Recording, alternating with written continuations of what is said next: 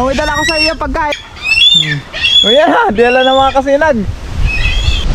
Mga kasinag, magandang hapon. Asa si Bagwis? Ilan po duman? Nasa ano na? Sa tigubagon mo tayo sa may ano? Kukuha muna ako ng battery.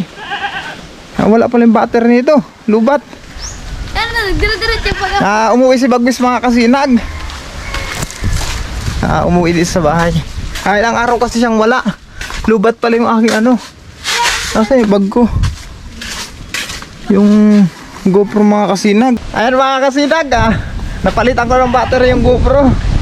Kukuha tayo ng pambahog. Ilang araw hindi umuwi mga kasinag si Bagwis. Ngayon ng hapon lang umuwi.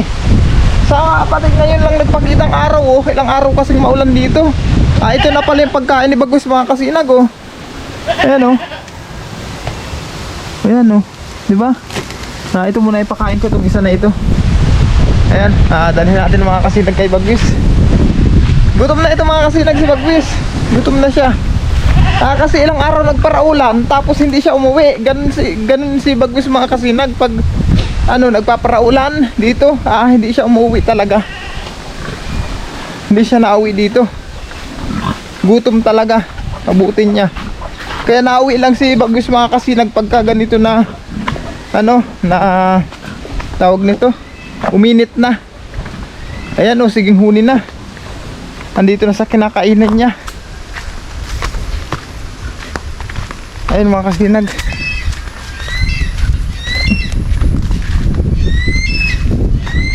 Andito na rin si Banot. Pinuntahan ni Banot pala ng mga kasinag. Gutom na si Bagwis. Gutom ka na.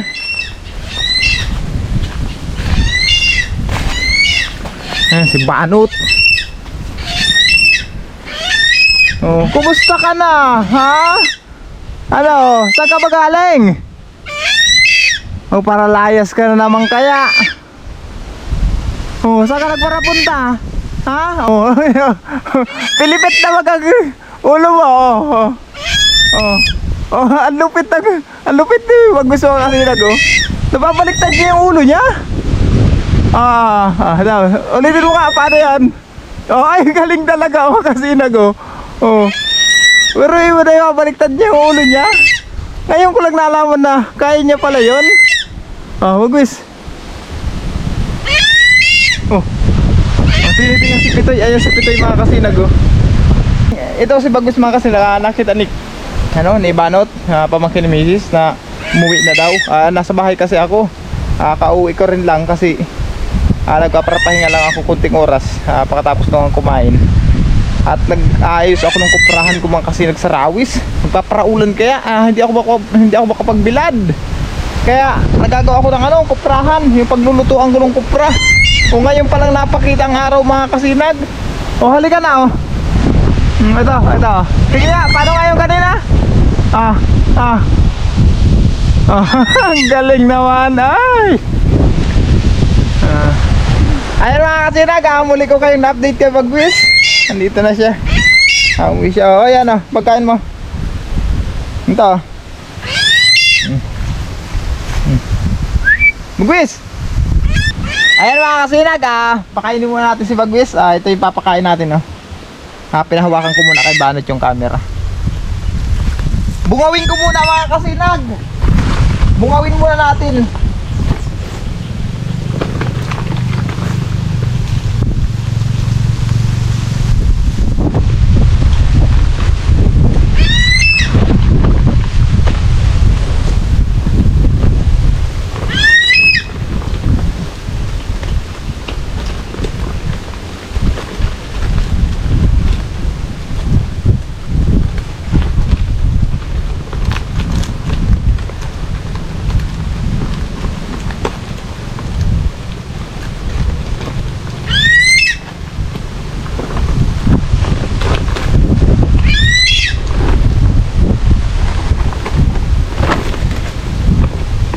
Okay.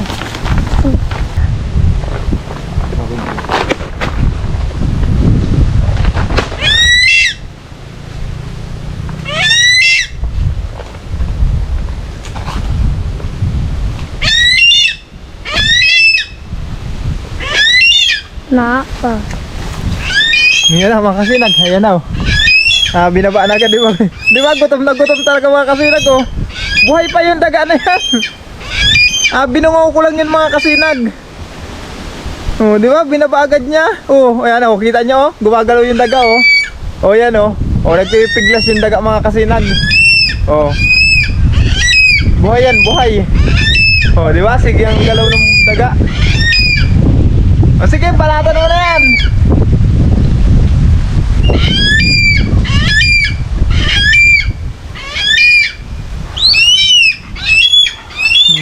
O yan ha, dila na mga kasinag. O diba, sobrang gutom na gutom talaga si Bagwis. Ayun pala si Pitoy sa kabila. Doon niya dadalhin sa itaas ng Nara. Ang lakas na talaga ni Bagwis mga kasinag.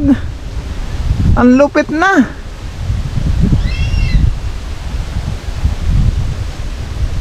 Doon, dinala sa itaas ng Nara. Si Pitoy mga kasinag, kung makikita nyo, ayun oh. Ayun, sa kabila nung ano, ang palayan na yan oh, papunta rin dun sa kay Bagwis. Hindi ko alam kung anong hinahanap niyan. Pitoy. Ayan mga kasinag, na-update ko naman kayo kay Bagwis. Huwag po kayo mag-alala mga kasinag. Si Bagwis naman, okay naman. Malusog at masigla pa rin. Napakabait pa rin niya. Hindi pa rin nagbago si Bagwis, hindi kagaya dati. Kaya laking pasalamat ko mga kasinag. Parang palimang araw mga kasinag ngayon na hindi umuwi si Bagwis. Ang tagal talaga, kaya yung mga daga mga kasinag naipon lang sa bahay. Yung dinadala ni na shoutout pala kay Jameson, kay Imboy, si Katokayo mga kasinag, sa shoutout pala sa kanya. Yung madadala ng daga sa bahay naiipon lang. Kasi ilang araw na hindi umuwi si Bagwis. Kaya ganun ang nangyayari mga kasinag. Kaya nakita nyo kanina, di ba? Pinakita ko doon sa video kanina, pinakita ko sa inyo na napakarami. Hinahayaan ko lang yun doon mga kasinag. Pag nadalhan ako ng boy, lalagay ko naman doon, tapos nilalagyan ko lang ng nyug, pinapakain ko na lang yung daga na yun. Tapos pag pumunta si Bagwis dito, pag umuwi siya, binabahog ko siya. Ang lapit lang nito mga kasinag sa bahay. Ayun lang ang bahay dyan andyan lang yung bahay mga kasinag, napakalapit lang. Ano lang ang layo nito mga kasinag, mga 70 meters 70 meters lang, nasa bahay ng mga kasinag. Kung maalala nyo yung yung vlog ko nung dati na yung may thumbnail na usap tayo, dyan lang yun mga kasinag sa kantuhan na yan. Yun ang maraming views sa lahat ng vlog ko mga kasinag, yung may thumbnail na usap tayo. Ang views yata na ngayon nun ay nasa 550,000. Ayun lang ang pinakamarami. Mga kasinag, yung vlog ko pala nung nakaraan, yung nagbayanihan kami, may nagsabi kasi doon akala daw niya malaki na siya sahod ko. Mga kasinag, ang sinasahod ko napakaliit mga kasinag ng sinasahod ko. Hindi malaki ang sinasahod ko. Ang sinasahod ko lang ay swerte ko nga pag naka 20,000 ako. Sa ngayon mga kasinag, mahina na, napakaliit na mga sinasahod ko. Mataas sa mga views pero yung mga ads, kakaunti lang halos nanonood ng ads mga kasinag. Kaya pasalamat ko na mga kasinag, at kahit na paano may sinasahod pa rin ako sa tulong nyo mga kasinag. Sapat naman sa aking pamilya, kahit na paano nakakautang naman ako, hindi naman kalakihan. Nababayaran ko naman sa susunod na sahuran. Kaya yung mga pagkain ni Bagwis mga kasinag, yung daga na yan na binibigay sa akin ni Imboy, binibigyan ko rin naman si Imboy yan. Kahit pang kape asukal. Hindi man ako napayag mga kasinag na pinagpaguran niya yun kahit na paano nagpagod baga siya maghuli. Binabayaran ko din mga kasinag. Kaya yan ang hiling ko sa inyo mga kasinag huwag nyo pong skip ang ads. Alang-alang naman sa amin. Kasi si Bagwis mga kasinag, ang pagkain niya hindi man halos lahat libre. Kahit pa sabihin manghuli ako ng manghuli, halos wala pa naman ako mahuling daga ngayon. Kaya yung trap ko mga kasinag, ibinigay ko kay Imboy, ipinahiram ko doon kay Jameson yung trap ko sa daga. Kasi halos wala akong nahuhuli dito. Hindi kagaya doon sa kanila mga kasinag, yung palayan niya kung saan buntis na, mabuswak na. Kaya paborito ng mga daga doon. Saka pati dito sa lugar namin mga kasinag, madalang ang daga dito. Hindi kagaya doon sa palayan nila Imboy. Kaya doon ko pinahiram sa kanya yung pantrap ko sa daga. No, di siyempre nagpapagod din man siya mga kasinag. Kahit paano, kailangan na may konsiderasyon man tayo doon sa tao. Kaya yan ang hiling ko sa inyo mga kasinag, huwag nyo pong skip ang ads. Maraming salamat mga kasinag ha. Kasi maya maya naman lilipat ko naman si Magayon dyan sa kabila. Pupunta naman ako Rawis kasi ayusin ko mga kasinag yung kuprahan, yung paglulutuan ko ng kupra. Kasi ilang araw na mga kasinag talagang maulan. Hindi ko talaga alam mga kasinag kung saan nagpupunta si Bagwis. Pero pasalamat ako at umuwi siya dito. Safe naman. Umuwi siya dito ng malusog at masigla pa rin naman. Wag naman sanang hulihin ulit. Wag naman tangkain kung wag naman sanang tiradorin o barilin mga airgun. Ang request ko lang sa aking mga kabarangay, kababayan dito sa Seruma, Camarines Sur, kung makita nyo man po si Bagwis, huwag nyo naman mga kasinagsaktan ha. Napakasarap baga sa atin na nakikita natin ang isang ibon na palipad-lipad lang dyan. Kaya salamat sa inyo mga kasinag ha. Sa aking mga kabarangay, hayaan lang natin si Bagwis na maging malaya.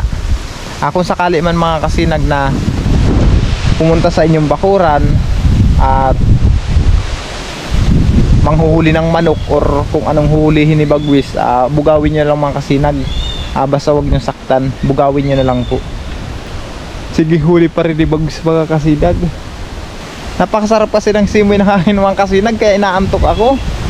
Kasi kanina habang nagtatrabaho ako doon sa Rawis, gagawa ako ng kuprahan, inabot ako ng ulan, hindi pa ako nagbanlaw mga kasinag, hindi pa ako naligo. In short ko nga, basa pa.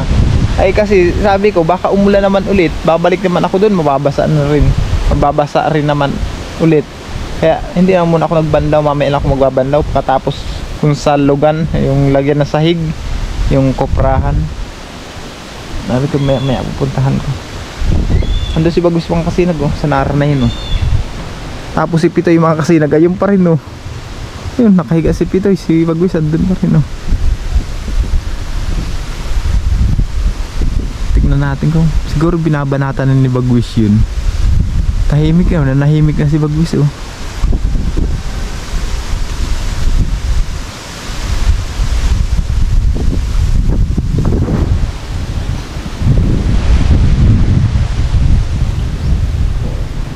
Yun, dinala na naman ni Bagwis. Saan dinala yun? Ayun, inilipat dun sa kabilang nara. Dun lumipad si Bagwis sa kabilang nara mga kasinag. Nilipat niya dun. Lumayo si Bagwis. Naghahanap na wagad ang pwesto.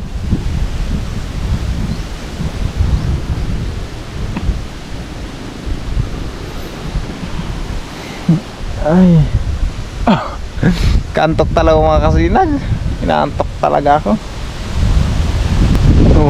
Diba? Humuhuli pa rin si Bagwis.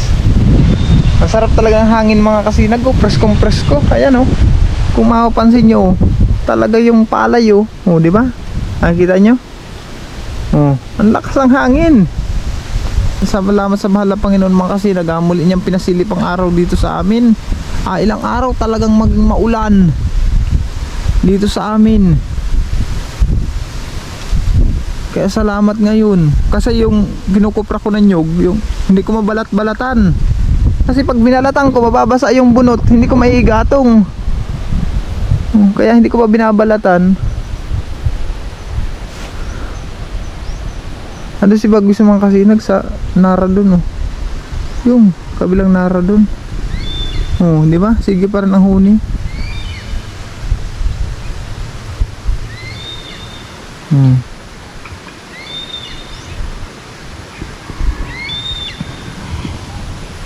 Antok talaga mga kasinag.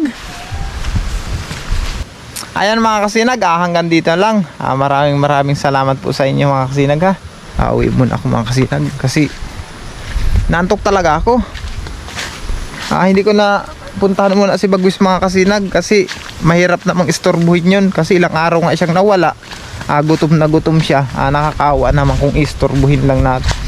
Kaya hayaan lang natin siya doon na kumain doon. So na lang mga kasinag, update ko kayo. Magbanding kami ni Bagwis pag wala na akong gaanong magawa. Diba mga kasinag, ang lapit lang bahay na ito. Umuwi na dito si Bagwis mga kasinag sa bahay. Pero hindi siya mismo pumunta dito sa bahay. Doon lang sa lugar na yun. Kaya salamat mga kasinag ha. Huwag nyo talaga pong skip ang ads. Alang-alang po sa amin ni Bagwis mga kasinag. Salamat ng marami mga kasinag ha. Yung isang inahin ko mga kasinag, mga anak na naman. Yung isang inahin ko dito matapang. O kaya ang ginawa ko, inipit ko na naman. Ayan mga kasinag oh. Yung inahin na yan. Oh.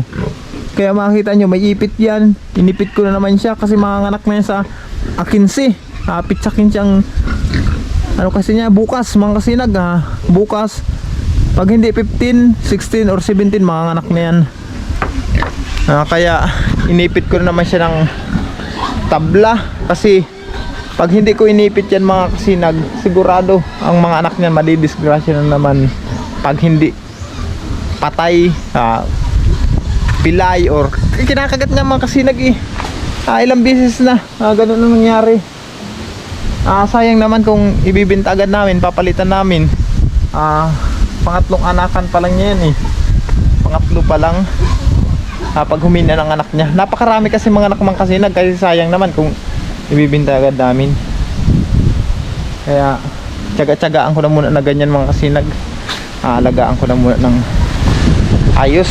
Ibinta namin pag mahina ng mga anak. Ayan, nandito na ako sa bahay mga kasinag. Diba, ang lapit lang. Si Bagwis mga kasinag, dati kung makapansin nyo yung kamalig na yan, diyan ko dati pinapakain si Bagwis nung hindi pa siya layas. Tapos dito sa itaas ng kamalig na yan. Tapos doon sa ginagawa yung bahay na yan na yung pinapagawa kong bahay na yan. Diyan ko rin dati pinapakain si Bagwis. Nung ano pa lang siya, yung maliit pa siya na lumilipad-lipad pa lang. Pero ngayon mga kasinag, hindi na siya umuwi. Nakakarating na kahit saan. Hindi na siya nauwi dito sa bahay. Puro doon na lang mga kasinag sa lugar doon. Ayaw nang umuwi dito. Pero pasalamat pa rin ako at napakabait pa rin ni Bagwis.